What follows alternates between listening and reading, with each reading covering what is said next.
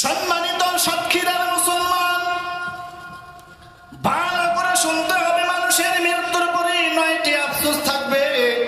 তার ভিতরে প্রথম নাম্বার আফসোস, 1 নাম্বার আফসোস হলো রব্বে কাবা আপনাকে আমাকে দুনিয়ার মানুষদেরকে জানিয়ে দিয়েছেন, আমি তোমাদেরকে নিকটবর্তী একটি আযাব, নিকটবর্তী একটি শাস্তি সম্পর্কে তোমাদেরকে আমি অবগত করে দিলাম।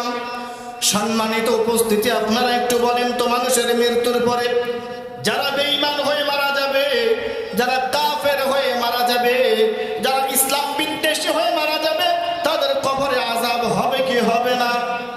আওয়াজ দিয়ে বলতে হবে, হবে কি হবে না? যদি হয়ে থাকে, রব্বি কাবা সেই একই কথা এক আয়াতে কারিমার ভিতরে বললেন, নিশ্চয় আমি তোমাদেরকে একটি আযাব সম্পর্কে জানিয়ে দিলাম, একটি শাস্তি সম্পর্কে আমি আল্লাহ তাআলা তোমাদেরকে জানিয়ে দিলাম। কিয়ামতের ময়দানে কবরের ভিতরে অবশ্যই তোমাদেরকে শাস্তি দেওয়া হবে। কিয়ামতের ময়দানে তোমাদেরকে শাস্তি দেওয়া হবে। কিয়ামতের ময়দানে মানুষজন দেখতে পাবে সে তার এই 2 হাত দিয়ে দুনিয়াতে কি করেছে, কতটুকু ভালো কাজ করেছে। রব্বে কাবা যখন কিয়ামতের ময়দানে আপনার আর আমার এই 2 হাতকে পরিবেশন করবে, আপনার আর আমার কোনো ক্ষমতা থাকবে না, কোনো বল থাকবে না, আপনার আর আমার শরীরের কোনো অঙ্গ প্রত্যঙ্গ আমরা ইচ্ছা করে আর নাড়াতে পারবো না। রব্বে কাবা যতক্ষণ না পর্যন্ত আদেশ করবে, হুকুম না করবে, রব্বুল আলামিন কিয়ামতের ময়দানে এই 2 হাতকে নিজে পরিচালনা করবে। আর আমরা দেখতে পাবো দুনিয়াতে বসে আমরা কতটুকু ভালো কাজ করতে পারেছি, কতটুকু খারাপ কাজ আমরা করলাম, মানুষের চোখের সামনে প্রকাশ্যে এবং গোপনে কতটুকু খারাপ কাজ করলাম, এইটা আমরা দুনিয়াতে অনুধাবন না করলে কিয়ামতের ময়দানে দেখতে পাবো। রব্বুল আলামিন এই আয়াতে কারিমার ভিতরে এই কথাই বলে দিয়েছেন। শুধু এতটুকু কথা বলে রব্বুল আলামিন ক্ষান্ত হয় নাই। রব্বি কাবাতির শেষের অংশের ভিতরে বললেন, হে দুনিয়ার মানুষ, শুধু এতটুকু আফসোস নয়, কিয়ামতের ময়দানে যারা কাফের হয়ে ইন্তেকাল করবে, কাফের হয়ে দুনিয়া থেকে বিদায় নিবে, কাফের অবস্থায়, বেঈমান অবস্থায়, ইসলাম বিদ্বেষী অবস্থায়, নবী বিদ্বেষী অবস্থায়, কোরআন বিদ্বেষী অবস্থায়, আল্লাহ বিদ্বেষী অবস্থায় যারা অন্ধকার জগতে যাবে, কাফের হয়ে অন্ধকার জগতে যাবে, এই কাফেরেরা কিয়ামতের ময়দানে আফসোস করতে থাকবে, হায় আজকে যদি আমার মৃত্যু না হয়, আমি যদি এই কিয়ামতের ময়দানে, এই কিয়ামতের মাঠে আমি যদি আজকে মাটি হয়ে যেতাম। সম্মানিত উপস্থিতি, আপনারা আবার একটু এই কথাটা আমাকে বলবেন, মানুষ এই কথাটা কখন বলে? আমার পিঠ এখন দেওয়ালে ঠেকে গেছে। যখন মানুষের আর সামনে কোনো কিছু করার থাকে না, তখন তো একই কথা বলে, বলে কি বলে না? তাহলে কিয়ামতের ময়দানে কাফেররা বলতে থাকবে, হায় আফসোস, আমি যদি আজকে মাটি হয়ে যেতাম। আপনারা একটু বলেন তো, কিয়ামতের ময়দানে কি আর মাটি হওয়ার কোনো সুযোগ থাকবে নাকি? মাটির মানুষ যদি হতেই হয়, সোনার মানুষ যদি হতেই হয়, তাহলে আমাদেরকে মৃত্যুর আগে দুনিয়াতে বসেই হতে হবে। কথা বলেন ঠিক কিনা? তাহলে 1 নাম্বার আফসোস থাকবে, কাফেররা বলবে, হায় আমরা যদি আজকে মাটি হয়ে যেতাম। এটা থাকবে কাফেরদের জন্য 1 নাম্বার আফসোস। এবার 2 নাম্বার আফসোস কি থাকবে দেখুন। রব্বুল আলামিন কোরআনুল কারীমের ভিতরে বলেন, ইয়াকুলু ইয়া লাইতানি কদ্দামতু লিহায়াতি।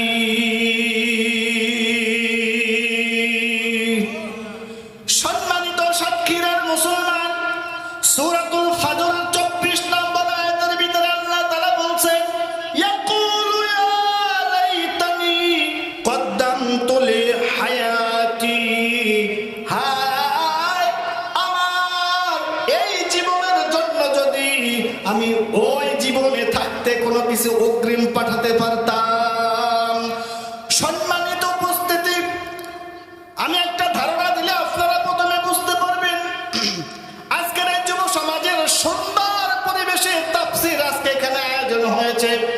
আপনারা এখানে যারা বসেছেন, এখন হঠাৎ করে যদি আপনার বাড়ি থেকে ফোন আসে বা কল আসে যে বাসাতে বাজার নাই, বাজার করে দিয়ে তারপরে আপনি মাহফিলে যান, এখানে চমৎকার আলোচনা চলছে, হুজুর আলোচনা করছে, আপনার কাছে ভালো লেগে গেছে, এখন আপনার মনের ভিতরে একটা আফসোস থাকবে, চমৎকার আলোচনা চলছে, কোরআন হাদিসের কথা চলছে, আমি এখন এই কথাকে রেখে কিভাবে বাজার করে বাসায় নিয়ে যাই, এরকম একটা আফসোস করবেন কি করবেন না? একইভাবে করে কিয়ামতের ময়দানে আপনাকে আমাকে আফসোস করতে হবে। হায় আফসোস, আমি যদি এই দুনিয়াতে থাকতে, আয়াতে কারিমার ভিতরে এই দুনিয়াতে বলতে তখন আমাদেরকে কিয়ামতের মাঠের কথা বোঝানো হয়েছে, অর্থাৎ আমাদের কিয়ামতের মাঠে বসে যে আফসোসটা করব, হায় এই দুনিয়াতে থাকতে যদি ওই দুনিয়া থেকে কোনো কিছু অগ্রিম পাঠাতে পারতাম। আমার কথা কি আপনারা বুঝতে হবে? জোরে বলেন কখন হবে? কিয়ামতের ময়দানে হবে। আর কিয়ামতের মাঠে বসে যদি আফসোস করি ওই দুনিয়া থেকে কিছু অগ্রিম পাঠাতে পারতাম, ওই দুনিয়া বলতে আমাদেরকে এই দুনিয়ার কথা বোঝানো হয়েছে, কথা বলেন ঠিক কিনা? তাহলে এই আফসোসটা আমাদের ভিতরে যদি না থাকে, আমাদের যদি এই আফসোসটা না করতে হয়, তাহলে দুনিয়াতে বসে আমাদের কিছু করণীয় আছে, আছে না নাই? আমাদের যদি ওই দুনিয়াতে বসে আফসোস না করতে হয়, হায় ওই দুনিয়া থেকে কোনো কিছু অগ্রিম যদি পাঠাতে পারতাম, আমরা যদি এই আফসোসটা না করি, এই আফসোস যদি না করতে হয়, তাহলে আমাদেরকে অনেক কিছু করার আছে এই দুনিয়াতে বসে, কথা বলেন আমাদেরকে কি কি করতে হবে? আমি একটু সামান্য ধারণা দিলে, সামান্য টাচ দিলে আপনারা বুঝতে পারবেন। আপনারা একটু বলেন তো, আমাদের উপরে নামাজ পড়া ফরজ নাকি সুন্নাত? জোরে বলেন। কয় ওয়াক্ত? 5 ওয়াক্ত নামাজ পড়া ফরজ। এবার আপনারা একটু বলেন তো, আমাদের অঞ্চলের সবাই কি 5 ওয়াক্ত নামাজ পড়ে নাকি? আমাদের উপরে রোজা রাখা ফরজ নাকি সুন্নাত? ফরজ। বছরে কয় মাস? আরো জোরে বলেন কয় মাস? 12 মাসের 1 মাস রোজা রাখা, এটা হলো আমাদের জন্য ফরজ।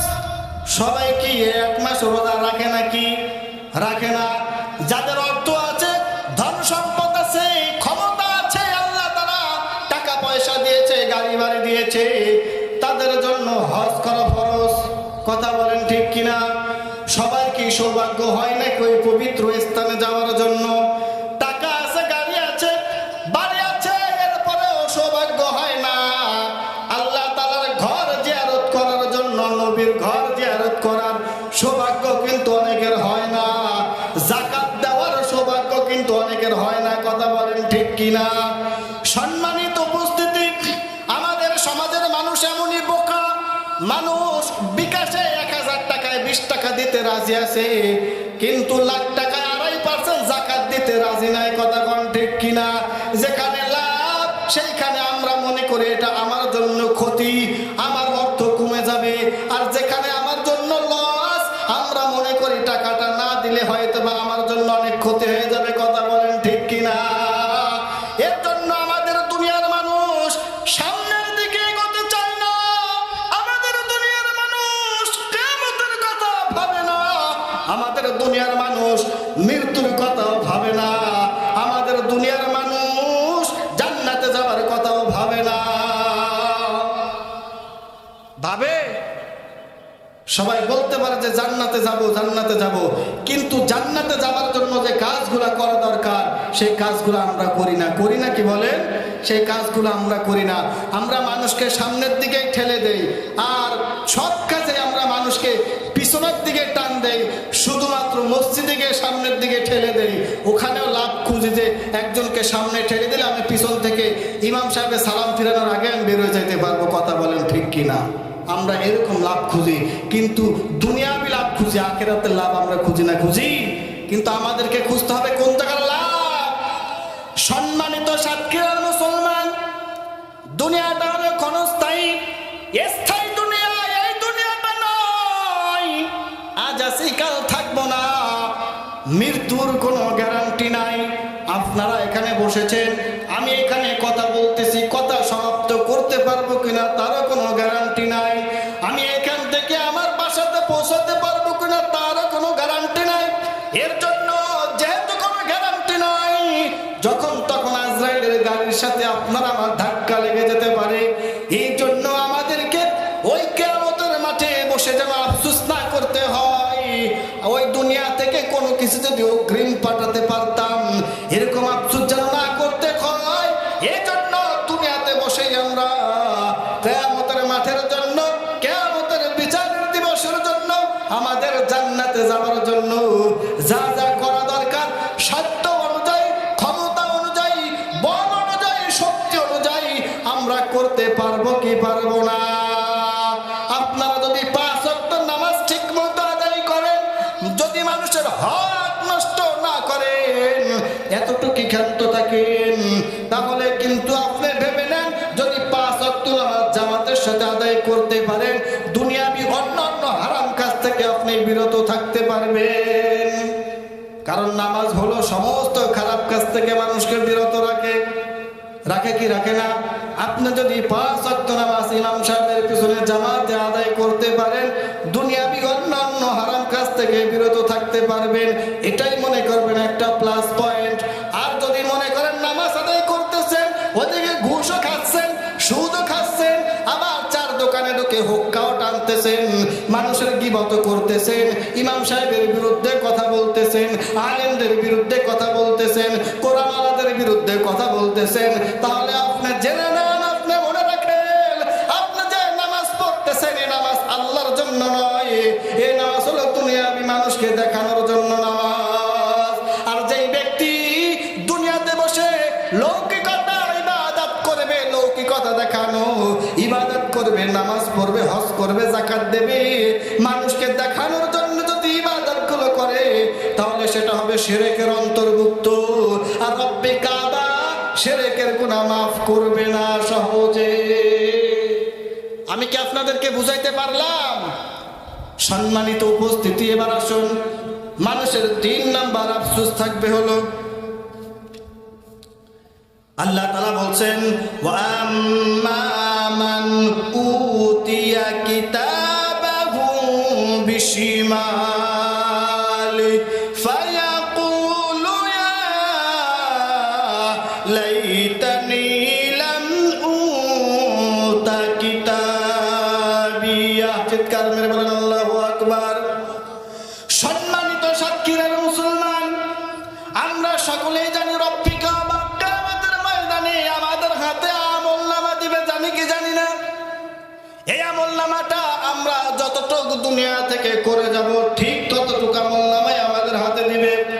আমরা যতটুকু ইবাদত করব, যতটুকু বন্দেগী করব, ভালো কাজ করব, এরকম একটা কিতাবের ভিতরে, এরকম একটা আমলনামার ভিতরে ততটুকু ইবাদত বন্দেগী লেখা থাকবে। এবং আপনি আমি যতটুকু গুনাহ করব, মানুষের হক নষ্ট করব, মানুষের সাথে খারাপ ব্যবহার করব, তাফসীর মাহফিলগুলো বন্ধ করে দেওয়ার জন্য চেষ্টা করব, আলেমদের কণ্ঠ স্তব্ধ করে দেওয়ার জন্য চেষ্টা করব, এরকম আমলনামার ভিতরেও আল্লাহ তাআলা ততটুকু কোডেট করে লিখে রেখেছেন, ততটুকু দেখানো হবে। সম্মানিত উপস্থিতি, রব্বে কাবা যখন আমাদের হাতে এরকম আমলনামা কিয়ামতের ময়দানে দিবে, কোন কোন মানুষের আমলনামা রব্বুল আলামিন দিবে ডান হাতে, আবার কোন কোন মানুষের আমলনামা দিবে বাম হাতে। আমি কি ভুল বললাম নাকি? সবার আমলনামা আল্লাহ তাআলা ডান হাতে দিবে না, আবার সবার আমলনামা আল্লাহ তাআলা বাম হাতেও দিবে না।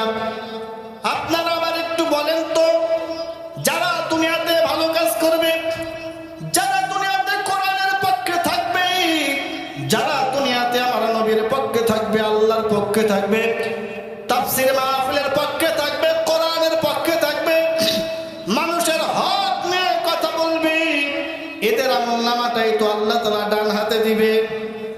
কথা বলেন না কেন?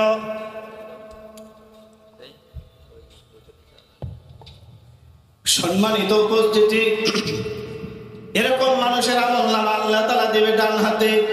আর যারা দুনিয়াতে বসে আলেমদের বিরুদ্ধে কথা বলবে, ইবাদত বন্দেগী করবে না, তাফসীর মাহফিলগুলো বন্ধ করতে চাইবে, আমার নবীর বিরুদ্ধে কলম ধরবে, আমার আল্লাহর বিরুদ্ধে কলম ধরবে, কোরআনের বিরুদ্ধে চলবে, এদের আমলনামায় আল্লাহ তাআলা দেবে বাম হাতে। কথা বলেন ঠিক কিনা? আর যাদের আমলনামা আল্লাহ তাআলা বাম হাতে দিবে ওই ব্যক্তিরাই কিয়ামতের ময়দানে আফসোস করতে থাকবে, হায় আফসোস, আমি এই কি কাজটা করলাম, দুনিয়াতে বসে আমি কেমন কাজ করলাম, দুনিয়াতে আমি মানুষের হক নষ্ট করে ফেললাম, দুনিয়াতে বসে আমি আল্লাহর হক নষ্ট করে ফেললাম, আরে দুনিয়াতে বসে আমি মসজিদের ইমাম সাহেবের হক নষ্ট করে ফেলেছি, আমার জাতি ভাই মুসলমানের হক নষ্ট করে ফেলেছি, আমার পাড়া প্রতিবেশীর হক আমি নষ্ট করে ফেলেছি, আমি কোরআনের বিরোধিতা করতাম, আমি আল্লাহর বিরোধিতা করতাম, আমি মুসলমানের বিরুদ্ধে কথা বলতাম, আমি মুহাম্মদুর রাসূলুল্লাহ সাল্লাল্লাহু আলাইহি ওয়াসাল্লামের বিরুদ্ধে কথা বলতাম, আল্লাহর বিরুদ্ধে কথা বলতাম, বিদায় আল্লাহ তাআলা আজকে আমাদের আমলনামাটা বাম হাতে দিয়েছে, কথা বলেন ঠিক কিনা? সম্মানিত বন্ধুগণ, আমার সাক্ষীর মুসলমান, আমি ভালো করে জানি আপনারা ইসলাম প্রেমী, কোরআন প্রেমী, আল্লাহ প্রেমী, নবীর বিরুদ্ধে যদি কোনো কুলাঙ্গার কথা বলি, বাংলাদেশের অন্যান্য জেলার কথা আমি বলতে পারবো না, কিন্তু আপনারা সাক্ষীরের মুসলমান, সাক্ষীরের মানুষ, যদি কোনো কুলাঙ্গার আবার কোরআনের বিরুদ্ধেও কথা বলে, তাহলে আপনারা সাক্ষীরের মানুষ চুপ করে বসে থাকতে পারেন না। আপনাদের শক্তি থেকে, আপনাদের যতটুকু সামর্থ্য আছে, সামর্থ্য থেকে নিয়েই আপনারা ওই কুলাঙ্গারের বিরুদ্ধে কথা বলার চেষ্টা করেন।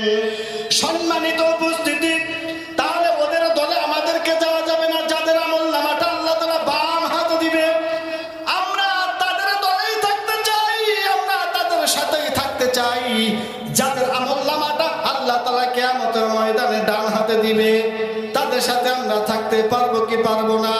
সবাই পারবো তো ইনশাআল্লাহ? কারা কারা নারায়ে তাকবীর! সম্মানিত উপস্থিতি, যারা কোরআনের বিরুদ্ধে কথা বলবে এদের সাথে নয়, যারা আল্লাহর বিরুদ্ধে কথা বলবে এদের সাথে নয়, যারা আমার নবীর বিরুদ্ধে কথা বলবে এদের সাথে নয়, এদেরকে আমরা বৃদ্ধাঙ্গুলি দেখাতে মোটো ভয় পাই না, কথা বলেন ঠিক কিনা?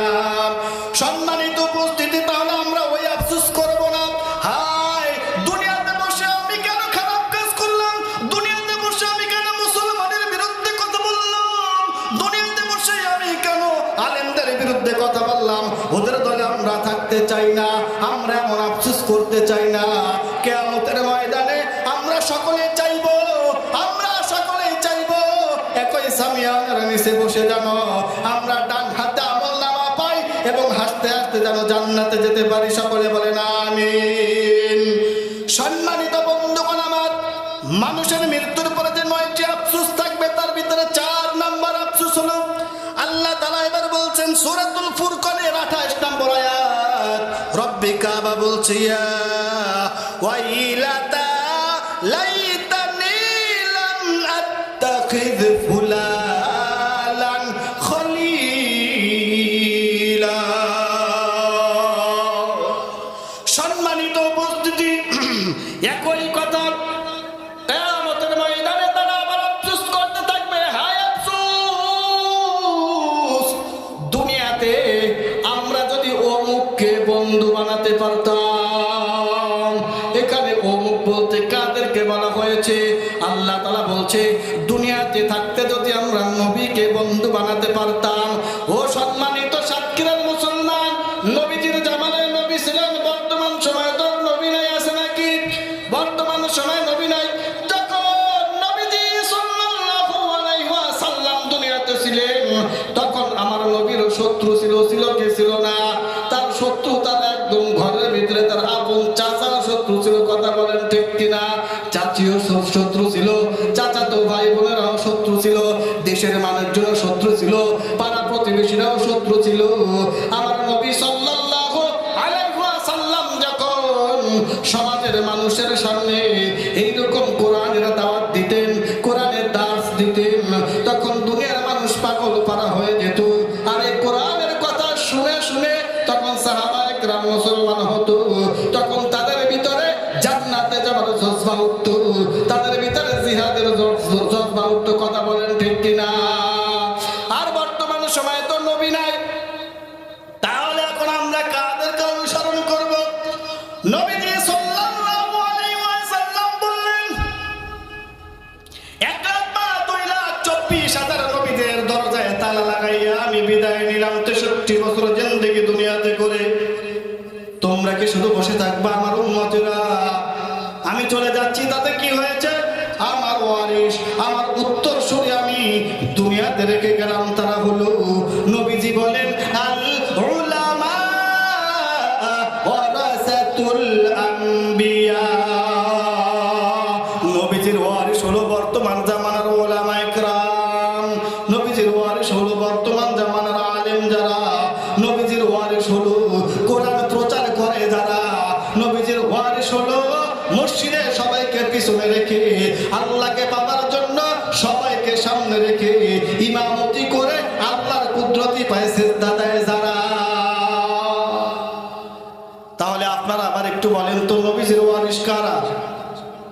আরো ধরে বলেন বর্তমান সময়ের আলেম যারা কারা? আরো ধরে বলেন কারা? আপনারা কি ভয় পাচ্ছেন নাকি? আরে সাতক্ষীরার মানুষ তো ভয় পাওয়ার মানুষ না, সাতক্ষীরার মানুষ তো বাঘের বাচ্চা যতটুকু জানে। তারা আপনারা তো আওয়াজ দিচ্ছেন না কেন? বর্তমান সময় আলেম, বর্তমান সময় নবীর ওয়ারিস কারা? আলেম যারা। আমরা কি আলেমদের অনুসরণ করতে পারি কি পারি না? আরো ধরে বলেন পারি কি পারি না? সমাজে এখনো রয়েছে, আপনার এই সাতক্ষীরা অঞ্চলে আছে কিনা জানি নাই, ইমাম সাহেব যদি একটু নামাজে দেরি করে তাহলে চায়ের দোকানে বসে সংসদ বসে যায়। কিভাবে ইমাম সাহেব মসজিদ থেকে তাড়ানো যায়? হয় কি হয় না? আমার খুলনাতে আছে, সাতক্ষীরা আছে কিনা জানি না, এটা খুলনাতে অগণিত আছে। আবার ইমাম সাহেব যদি একটু ছুটিতে বাড়ি যায় 3 দিনের ছুটির জন্য, বুড়ো মানুষ যারা রয়েছে চার দোকানে বসে একদম সমালোচনায় ভরে দেয়, এত ছুটি হুজুরের লাগে কেন? হুজুর যে বাড়ি যায় ও নিজের 2-1 নামাজ পড়াবে সে যোগ্যতা কিন্তু তার ভিতরে নাই। আর যার ভিতরে যার যোগ্যতা নাই তার ভিতরে তার ওই কথা বলাও সাজায় না। কথা বলেন ঠিক কিনা? এরকম সমাজের মানুষ যারা এই সমাজে এই চার দোকানে বসে ইমামের বিরুদ্ধে কথা বলবে, আলেমদের বিরুদ্ধে কথা বলবে, আপনারা সাতক্ষীরার মানুষ ইমানকে মজবুত করে তাদের কথার জবাব দিবেন, পারবেন কি পারবেন না? আর তাদের কথা যদি জবাব দিতে পারেন, আমি আজকে কোরআন সামনে নিয়ে বলে গেলাম, আপনি যদি আপনার মসজিদের ইমামের পক্ষে যদি স্লোগান দেন, ইমামের পক্ষে যদি কথা বলেন, এই ইমামের পক্ষে কথা বলার কারণে হবে নবীজির পক্ষে কথা বলা, এই আলেমদের পক্ষে কথা বলার কারণে হবে নবীজির পক্ষে কথা বলা। আর আপনি যদি দুনিয়াতে বসে আমার নবীর পক্ষে একটা স্লোগান দেন, আমার নবীর পক্ষে যদি কথা বলেন, তাহলে কিয়ামতের ময়দানে কাফেরদের মতো আফসোস করতে হবে না। দুনিয়াতে বসে যদি আজ অমুককে বন্ধু বানাতে পারতাম, দুনিয়াতে বসে যদি আমি আলেমদেরকে বন্ধু বানাতে পারতাম, এই আফসোস কিয়ামতের মাঠে আপনার করা লাগবে না। যদি আপনি দুনিয়াতে বসে ইমামের পক্ষ নিয়ে কথা বলেন, আলেমদের পক্ষ নিয়ে কথা বলেন, আমার নবীর পক্ষে কথা বলা হয়ে যাবে। কথা বলেন ঠিক কিনা? সম্মানিত যুবক বন্ধুগণ, আপনারা যারা রয়েছেন এখানে, আপনাদের একটা বড় ভূমিকা হলো আপনার মসজিদের ইমামের পক্ষে আপনি কথা বলবেন, তাফসীরের পক্ষে আপনি কথা বলবেন। বিগত সময় উলামায়ে কেরাম এই তাফসীর মাহফিলগুলোতে ভয়ে ভয়ে কথা বলতো। কথা বলেন ঠিক কিনা? কথা বলার সুযোগও দিত না।